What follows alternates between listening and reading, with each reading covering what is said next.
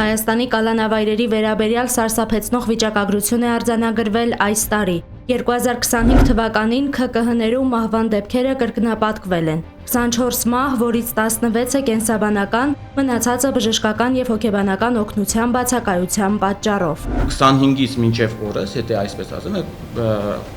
դիտորդական խումբը ստացել է 180-ից ավել ահազանգ, որի 80%-ը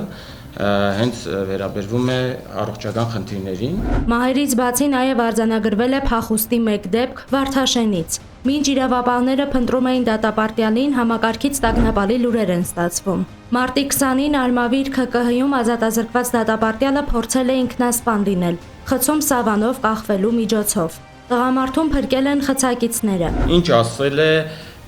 ինքնասպանություն է գործել սավանով։ Այսինքն մինչև մարդը գնալ համապատասխան տեղ հասնելը, որտեղ որ ինքնասպանություն է արել, պետք է նախ զնվեր համապատասխան իմ կարծիքով, պետք է համապատասխան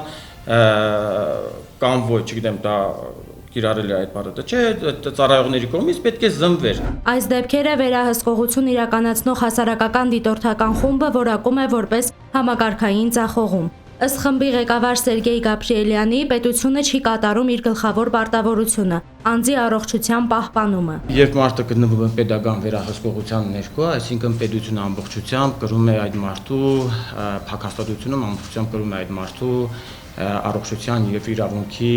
եւ ազնական կյանքի պահպանությունը։ Համակարգում տիրում է անպատժելիության մթնոլորտ։ Կենսաբանական մահ ձևակերպման տակ թաքնված դեպքերը չեն բացահայտվում, քանի որ քննչական մարմինները տեղեկատվական պատնեշ են ստեղծել։ Ով է մեղավոր 24 մահվան համար՝ բուժաշխատողը թե նախարարությունը։ Այս հարցը մնում է օդից կախված։ Համակարգը ինքը փտած է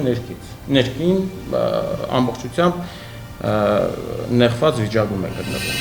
Բաժանորդագրվեք Արմաթ մեդիայի ալիքներին սոցցանցերում, հետևեք մեզ նաև Armat Media AM կայքում։